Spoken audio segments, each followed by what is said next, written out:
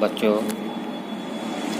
आज हम साझेदारी के प्रवेश चैप्टर में समस्या 1 कि नया लाभ हानि अनुपात और त्याग अनुपात कैसे निकालेंगे, यानी न्यू प्रॉफिट शेयरिंग रेशियो और सैक्रिफाइस रेशियो कैसे निकालेंगे, इस पर चर्चा करेंगे। आपको बताते कि नया साझेदार जब फर्म में प्रवेश करता है तो पुराने साझेदारों के लाभ के हिस्से में परिवर्तन आ जाता है, क्योंकि नया साझेदार फर्म में प्रॉफिट का हिस्सा लेने के लिए आता है। इसे पुराने साझेदार अपने हिस्से में से दे देते हैं। तो पुराने साझेदार का प्रॉफिट देने के बाद जो हिस्सा बचता है उसको हम नया अनुपात बोलते हैं, और पुराने साझेदार द्वारा जितना हिस्सा नए साझेदार को दिया जाता है, यानी जो त्याग किया जाता है, उसको हम त्याग अनुपात बोलेंगे। तो नया अनुपात अगर आपको निकालना तो फॉर्मूला होता है न्यू रेशियो बराबर ओल्ड रेशियो में से पुराने साझेदारों का जो पुराना रेशियो होगा उसमें से जितना उन्होंने सैक्रिफाइस कर दिया है, उसके बाद जो बचेगा उसको हम उनका नया अनुपात बोलेंगे। और इसी तरह अगर सैक्रिफाइस रेशियो निकालते हैं तो उल्टा कर देंगे, ओल्ड रेशियो में से आपको न्यू रेशियो घटा देंगे। लेकिन इस फॉर्मूले का हम ज़्यादा यूज़ नहीं करेंगे, हम आपको शॉर्ट ट्रिक से बताएंगे कि सैक्रिफाइस रेशियो कैसे निकालेंगे। जैसे मैंने आपको बताया था कि पुराने साझेदार द्वारा नए साझेदारों को दिया गया लाभ का हिस्सा त्याग अनुपात कहलाएगा। तो इस बात को आप ध्यान रखें कि इससे ही आप त्याग अनुपात निकाल सकते हैं, सैक्रिफाइस रेशियो निकाल सकते हैं। तो अब हम अलग अलग परिस्थितियों में नया अनुपात, न्यू प्रॉफिट शेयरिंग रेशियो और सैक्रिफाइस रेशियो की गणना करना सीखेंगे। तो पहली परिस्थिति है जब नया साझेदार का हिस्सा दिया हो लेकिन उसने अपना हिस्सा किस साझेदार से कितना कितना लिया ये क्वेश्चन में मेंशन नहीं है। तो ऐसी स्थिति में हम क्या करेंगे, फर्म के कुल प्रॉफिट को 1 मान करके उसमें से नए साझेदार को जितना हिस्सा हमको देना है वो माइनस कर देंगे। बाकी का जो हिस्सा बचेगा उसे पुराने साझेदार अपने पुराने अनुपात में बांट लेंगे, यही उनका नया अनुपात होगा। इस कंडीशन में एक बात दूसरी याद रखेंगे कि पुराना अनुपात ही त्याग अनुपात होगा, आपको वो निकालने की ज़रूरत नहीं है। जैसे हम समस्या मान लेते हैं, इसमें लिखा है कि ABC 3 पार्टनर हैं, 4-3-2 के अनुपात में लाभ हानि बांट रहे हैं। डी को भविष्य में 1/3 हिस्से के लिए साझेदार बनाया, नया अनुपात और त्याग अनुपात बताइए। अब इस क्वेश्चन को आप सॉल्व करेंगे तो आपको यहाँ पर नया अनुपात और त्याग अनुपात बोला है, तो इस क्वेश्चन को सॉल्व करते समय सोचना पड़ेगा आपको। ये देखिए यहाँ एक बात स्पेशल है कि नया साझेदार 1/3 हिस्से के लिए तो आया, लेकिन इसने अपना 1/3 हिस्सा किस साझेदार से कितना कितना लिया ये क्वेश्चन में मेंशन नहीं है। तो इस क्वेश्चन को करने से के लिए हमको क्या करना पड़ेगा, फर्म का कुल प्रॉफिट हमको पता नहीं भविष्य में कितना होगा, तो हम एज्यूम कर लेंगे कि भविष्य में फर्म का कुल प्रॉफिट 1 है। उसमें जो नया साझेदार को हम 1/3 देंगे। तो अब कुल प्रॉफिट जो भविष्य में फर्म अगर 1 कमाएगी उसमें से नए साझेदार डी को 1/3 दे देंगे, तो बाकी का जो बचेगा वो भविष्य में ABC 3 लेंगे। रिमेनिंग शेयर ऑफ ABC का कितना हो जाएगा, वो हो जाएगा 1 में से नए वाले साझेदार का 1/3 आप लेस कर दिया, तो बाकी का 2/3 जो रह जाएगा भविष्य में ABC तीनों लेंगे। अब तीनों का 2/3 है, तो 2/3 को तीनों किस अनुपात में बांटेंगे, अपने पुराने हिस्से में ले लेंगे। तो अब A का नया अनुपात कैसे निकालेंगे, तो 2/3 जो हिस्सा था इस हिस्से को ये जो होगा वो अपने अनुपात में ले लेगा। तो A का हिस्सा कितना है, A का हिस्सा दिया हुआ है 4-3-2, यानी 4-3-2 को कैसे करेंगे, इसका सम किया 4-3 7 और 2 9, यानी 4/9 A का हो जाएगा, 3/9 ये 2 B का हो जाएगा, 2/9 ये C का होगा। ये पुराना अनुपात है। तो A क्या करेगा, 2/3 में से 4/9 अपना हिस्सा ले लेगा।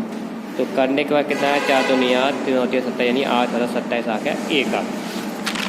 इसी क्रम में अब फिर 2/3 को हम B में देंगे, तो B क्या करेगा, 2/3 को अपने हिस्से में बांट लेगा। B का हिस्सा था 3/9, जैसे हमने क्वेश्चन बताया था।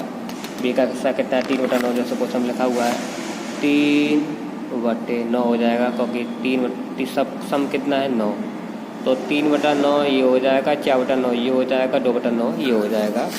तो B क्या करेगा, 2/3 में का 3/9 अपना पार्ट ले लेगा। इसी क्रम में C क्या करेगा, 2/3 में से 2/9 अपने पार्ट रख लेगा। तो इस प्रकार कितना आया, 6/27 4/27। और बात यह ध्यान रखें कि नए साझेदार का जो हिस्सा होता है उसमें कोई परिवर्तन नहीं होता, उसका हिस्सा वही रहेगा। तो नए साझेदार कितने के लिए आया था, वो आया था 1/3 के लिए। तो उसका 1/3 हिस्सा वही का वही रहेगा, हमने रख दिया। अब आप इसे ध्यान रखेंगे, जब भी आप अनुपात के रूप में जब इसको एक्सप्रेस करेंगे तो आपको ध्यान रखना चाहिए कि हर एक का समान होना चाहिए। तो आपको मालूम है कि पहला जो साझेदार का जो हिस्सा आया था वो आया था 8/27 ए का, और वी का जो हिस्सा है वो आया 6/27, और सी का हिस्सा है 4/27, लेकिन जो डी का हिस्सा है वो 1/3 है। यहाँ 27 नहीं है, तो यहाँ हमने 27 बनाने के लिए 9 का गुणा कर दिया, तो ये हो गया 9/27। अब आपको मालूम कि हर एक के नीचे हर में 27 आ गया डिनोमिनेटर में। अब आप इसे आसानी से अनुपात में नोटिस कर सकते हैं। तो न्यू प्रॉफिट शेयरिंग रेशियो जो हो जाएगा, तो आप नए प्रॉफिट शेयरिंग रेशियो निकालना है तो आपको नए फर्म का निकालना होगा। तो नए फर्म में कितने पार्टनर हो जाएंगे? 4 हो जाएंगे। तो चारों का नया रेशियो कितना हो जाएगा? तो आप नया रेशियो जब लिखेंगे तो आपको क्या हर को एक्सप्रेस कर देना है, अंश को एक्सप्रेस कर देना है। तो अंश कितना था उसके ऊपर लिखा हुआ था 8, इसमें 6, फिर 4 और फिर 9। तो 8, 6, 4, 9 ये इनका नया अनुपात हो गया। सेक्रीफाइस रेशियो मैंने आपको बताया कि निकालने की ज़रूरत नहीं है, क्योंकि इस कंडीशन में पुराना ही जो ओल्ड रेशियो होगा वही सेक्रीफाइस रेशियो होगा। तो उनका ओल्ड यही अनुपात था, ये इनका सेक्रीफाइस रेशियो होगा। अगली समस्या पे बात करते हैं। अगली समस्या कि जब नया साझेदार अपना लाभ का हिस्सा पुराने साझेदारों से लेता है, ऐसा क्वेश्चन में स्पष्ट लिखा हो, तो जितना हिस्सा नए साझेदार ने लिया है पुराने साझेदार से अगर साफ साफ लिखा है तो उस हिस्से को पुराने साझेदार के हिस्से में से घटा करके हम नया अनुपात सीधा निकालेंगे। जैसे लिखा है कि RS 7/3 के अनुपात में लाभ हानि विभाजन करते हैं। यानी ये RS का पुराना अनुपात है, यानी R ले रहा है 7/10 और S ले रहा है 3/10, ये उनका पुराना है।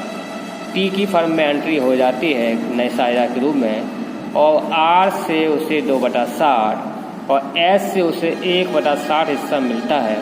तो नया अनुपात त्याग अनुपात बताइए। जैसे पिछले क्वेश्चन में ये चीज़ साइलेंट थी कि जो नए पार्टनर को अपना हिस्सा किस पार्टनर से कितना मिला ये नहीं लिखा था, लेकिन यहाँ पर ये सूचना स्पष्ट रूप से दी है। तो केवल आप फॉर्मूले का यूज कर देंगे।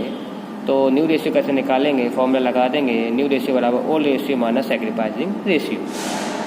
आप शेयर है, शेयर लिख दीजिए, रेशियो लिख दीजिए, बात देखिए। तो R का न्यू रेशियो या R का न्यू शेयर कितना हो जाएगा? उनका पुराना हिस्सा कितना था? R का 7/10 है, तो 7/10 ये लेख लगा। माइनस इसमें से इसने कितना सेक्रीफाइस कर दिया, कितना इन्होंने नए पार्टनर को दिया है?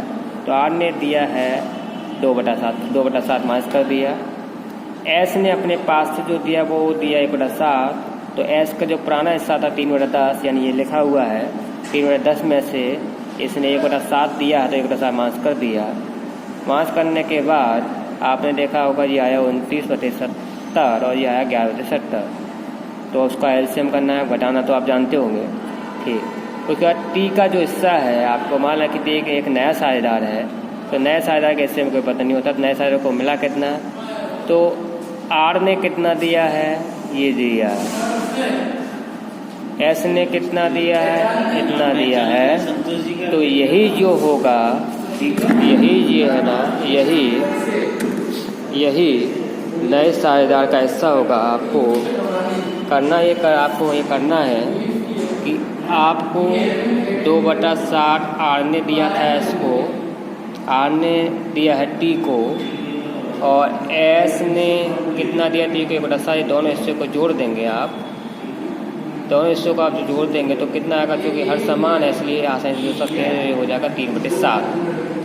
तो T को कितना मिला? 3/7 मिला। आपको जैसे पता है जब आप अनुपात के रूप में व्यक्त करेंगे तो तीनों का जो भिन्नों का हर समान होना चाहिए। या 29/70 है, 11/70, लेकिन यहाँ 3/7 है। तो यहाँ भी 70 बनाना है आपको, इसलिए आप यहाँ 10 का गुना कर देंगे तो ये 70 हो गया, यानी 30/70। तो अब अनुपात देखो 70 नीचे इसमें भी आ गया, इसमें भी आ गया, तो तीनों में सेम हो गया।